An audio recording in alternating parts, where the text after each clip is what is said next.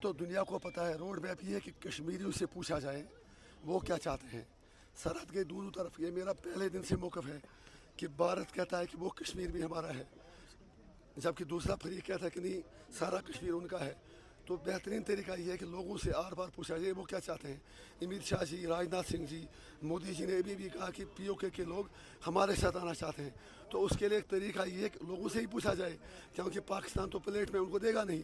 اور اسی طرح اگر مودی جی کہتے ہیں کہ میرے نئے کشمیر میں اب کشمیر میں امن ہے، سارے لوگ اب پوری طرح سے ان کے ساتھ ہیں، تو پھر ڈیموکریٹک طریقے سے لوگوں سے پوچھا جائے. اگر اس کے علاوہ مودی جی کے پاس کوئی حل ہے تو وہ ہم سے بات کریں، بتائیں ان کے پاس اگر کوئی بہتر حل ہے تو ہم اس پر بات کریں گے.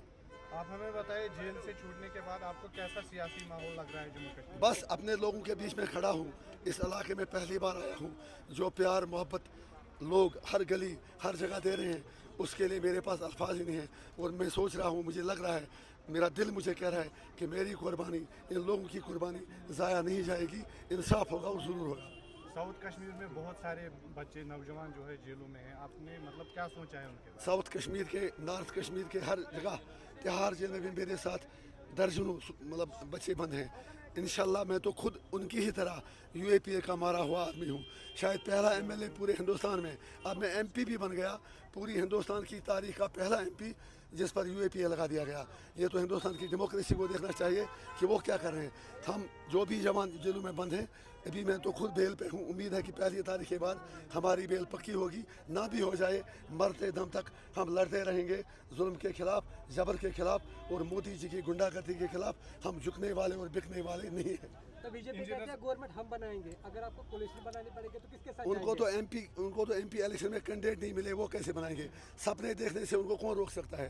وہ تو سپنے دیکھتے رہے. انجینئر صاحب، پیلوسائٹ آپ کا ایک وعدہ ہوا کرتا تھا جب آپ جیل 2019 سے پہلے بولتے تھے، تو اب کیا ہے آپ کا سٹینڈ اس کے بارے میں؟ آپ نے ابھی مجھے بتایا، کمال ہے، آپ نے مجھے بتایا کشمیر مسئلے کا حل کیا ہے. میں نے آپ کو تفصیل سے سمجھا دیا، پھر آپ یہ سوال پوچھ رہے ہیں. سر کیا وجہ ہے آپ چھوٹ گئے، باقی جو بچے ہیں وہ ابھی بند ہیں، تو کیا ان کی بات ہو سکتی ہے؟ تو آپ کو کیا لگ رہا ہے مجھے نہیں چھوٹنا چاہیے؟ نہیں سر، چھوٹنا چاہیے سر. باقی بچے کیوں نہیں سر؟ میں 15 دن کی بیل پہ ہوں، جس لڑ تو میں ہی رہا ہوں ان چیزوں کے لیے، اسی لیے میں جیل میں ان کی بات کرنے کے لیے. انشاءاللہ ہم لڑیں گے اور جیتیں گے، اور ایک ایک آدمی کے لیے لڑیں گے، ایک ایک بچے کے لیے لڑیں گے، اور سب انشاءاللہ گھر آئیں گے. ایسی لیڈران کہتے ہیں کہ جب انجینئر رشید 2019 سے پہلے باہر تھے تو کشمیر کا جھنڈا ساتھ لے کے چلتے تھے. آج اگر وہ باہر آئے تو کشمیر کا جھنڈا انہوں نے کیوں نہیں اٹھایا؟ بہت اچھا سوال آپ نے کہا. یہ انجینئر رشید تھا جس نے اسٹیٹ فلیگ ڈے منانا شروع کیا تھا، اگر آپ کو یاد ہوگا. اور تب پی ڈی پی اور این سی کہتے تھے یہ ڈرامہ بازی کر رہا ہے.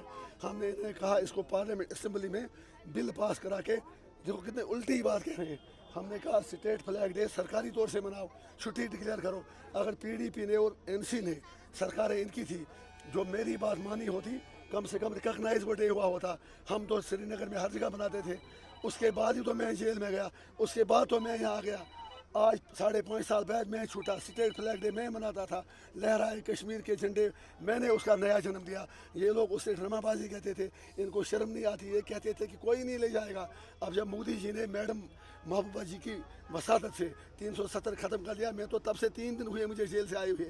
اس لیے میں تو انہیں کہتا ہوں شرم تو کر لو. اگر میری بات مانی ہوتی 370 ہٹا نہیں ہوتا. Thank you.